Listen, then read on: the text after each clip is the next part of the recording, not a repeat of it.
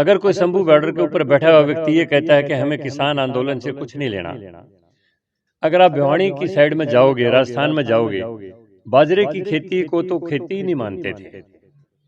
एक आदमी उत्तर प्रदेश का कहता है कि हम हिंदुस्तान को बांग्लादेश बना देंगे। आज तहसीलों में, बीडीओ ऑफिस में, मैं ये नहीं कहता कि पूरी तरह से भ्रष्टाचार समाप्त हो गया, लेकिन किसी भी चीज को परिवर्तित करने में समय लगता है, लेकिन सुशासन की शुरुआत हो गई है और बहुत सी जनता की परेशानियां दूर हो गई, चाहे वो इंतकाल की हो, चाहे रजिस्ट्री की नकल की हो। जनता को जितनी भी सुविधाएं डिजिटलाइजेशन के माध्यम से दी जा सकती थी वो हुआ है। मोदी जी ने जिस समय कहा कि आप लोग जनधन खाते खुलवाओ, कोई आदमी सोच नहीं सकता था कि हिंदुस्तान जैसे देश में इतनी अनपढ़ जनता है, बैंकिंग का सिस्टम चलेगा कैसे। लेकिन हम बूट पॉलिश करते हैं तो अगला क्यूआर कोड सामने कर देता है, मूंगफली लेते हैं तो क्यूआर कोड ने सामने कर देता है, कोई भुट्टा भूनने वाला भी अगर उसको पैसे देते हैं तो वो क्यूआर कोड सामने कर देता है।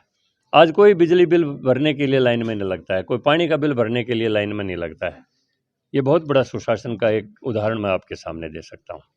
आज देश में जब 2014 में केवल मात्र 6 करोड़ खाते थे 125 करोड़ लोगों में, आज 140 करोड़ों में 80 करोड़ लोग बैंक के माध्यम से अपना काम कर रहे हैं। सीधा डायरेक्ट बेनिफिट ट्रांसफर विभिन्न योजनाओं का सरकार कर रही है।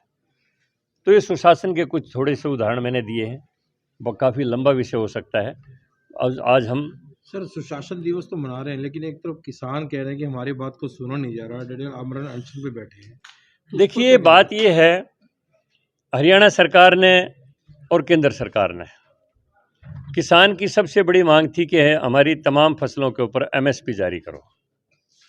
हरियाणा सरकार पहले ही 25 फसलों को एमएसपी पर खरीद रही थी, जबकि 25 वो फसलें हरियाणा में पैदा भी नहीं होती हैं।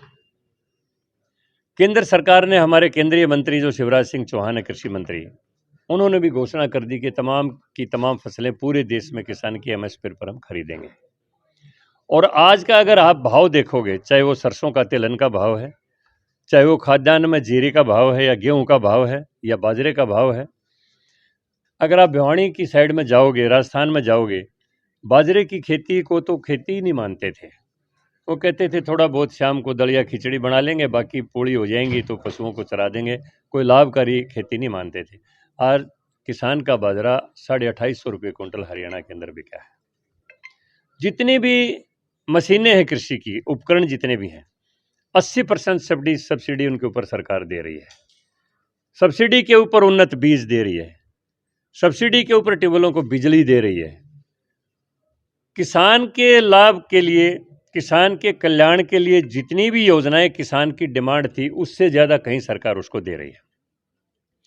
लेकिन अगर कोई आंदोलन राजनीति से प्रेरित हो और बात को समझते हुए भी ना समझना चाहे, उसका कोई इलाज नहीं है। सोए हुए को जगाया जा सकता है, लेकिन जागा हुआ आदमी अगर सोने का बहाना कर रहा है तो फिर उसको जगाना मुश्किल हो जाता है।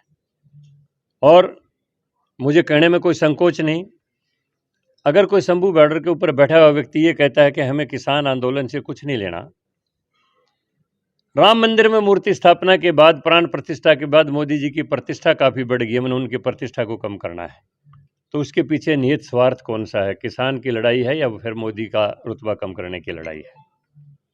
एक आदमी उत्तर प्रदेश का कहता है कि हम हिंदुस्तान को बांग्लादेश बना देंगे, शेख हसीना की तरह मोदी को भागना पड़ेगा। वो किसान की लड़ाई लड़ रहा है, देश के प्रधानमंत्री का गौरव कम कर रहा है, या देश का गौरव कम कर रहा है? इन चीज़ों से किसान को समझना पड़ेगा कि वो बहकावे में ना आए। अंतर्राष्ट्रीय मिलेट वर्ष घोषित करवा के मोदी जी ने हिंदुस्तान के ज्वार, बजरे और रागी की कीमत विश्व स्तर के ऊपर इतनी बढ़ा दी है, पूरे विश्व की समझ में यह आया कि मोटा अनाज ही स्वास्थ्य के लिए सबसे ज़्यादा लाभदायक है, और हिंदुस्तान मिलेट का सबसे बड़ा उत्पादक देश है। जिस दिन ये कंसेप्ट पूरी दुनिया में आ जाएगा, हिंदुस्तान के, राजस्थान के किसान का बाजरा इंग्लैंड, अमेरिका, कनाडा के बाजार में 400 रुपये किलो बिकेगा, तो किसान ये कहता है कि मेरी आमदनी दुगनी होनी चाहिए, उसकी आमदनी 10 गुनी हो जाएगी। अब किसी भी प्रकार के दर्द से क्यों होना परेशान, जब ऑर्थो चार्ज कैप्सूल हो आपके पास। सभी प्रकार के दर्द में आयुर्वेदिक पद्धति पर आधारित रामबाण इलाज। कबीर औषधालय का ऑर्थो चार्ज ऑयल, कैप्सूल और सिरप आपको देता है तुरंत आराम। अनेक प्रकार के दर्द जैसे sciatica, spondylitis, rheumatic pain, arthritis, lumbar pain, सभी दर्द को दूर करने का रामबाण इलाज 100% आयुर्वेदिक जड़ी बूटियों से बनाया गया ऑर्थो चार्ज कैप्सूल और ऑयल एक बार प्रयोग में अवश्य लाएं। अधिक जानकारी के लिए संपर्क करें। एड्रेस: कबीर औषधालय, सेक्टर 14, सोनीपत, दिल्ली, NCR।